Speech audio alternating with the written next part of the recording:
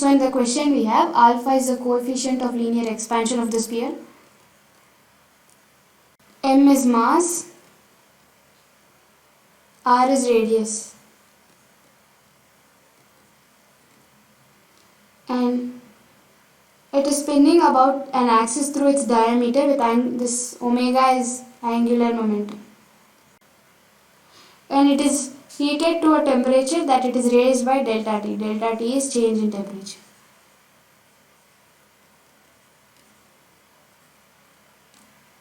We need to find what is the new angular momentum. This is omega 1, omega 2.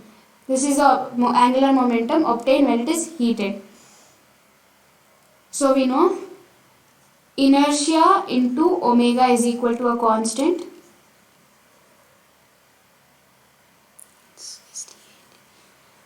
And we also know inertia is equal to m into r square. We will replace it over here.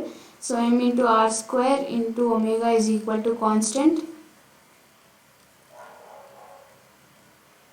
This is before heating. So we will take before heating radius is r1 and omega is omega 1. Mass will remain same.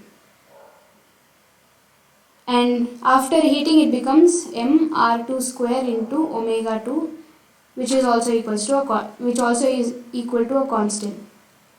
So both of them will be equal. So m r1 square into omega 1 is equal to m r2 square into omega 2. M and m will get cancelled.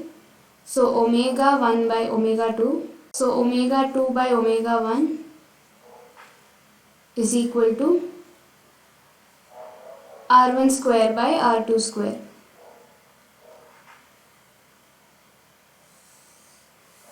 So omega 2 by omega 1 is equal to r1 square is the radius before heating by, we know delta r is equal to r alpha delta t.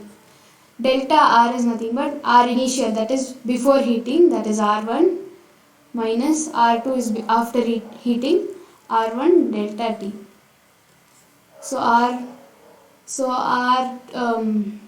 This is r2 minus r1. So r2 is equal to r1 1 plus alpha delta t. So it's equal to r, as it's square, r1 1 plus delta t whole square, which is equal to omega 2 by omega 1 is equal to r1 square by r1 square 1 plus alpha delta t. R1 square will get cancelled. So omega 2 is equal to omega 1 by, this is square, 1 plus alpha delta t whole square. Alpha is very small, it's nearly, for any substance it will be like 0.00 or something, it will be like so less. So we can use 1 plus n power x, where n is so small. This will be equal to 1 plus nx.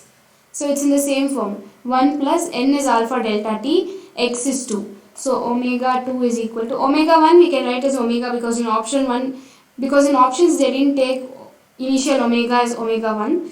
So omega by 1 plus 2 alpha delta t.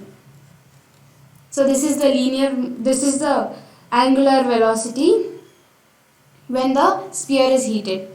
So the option is 2.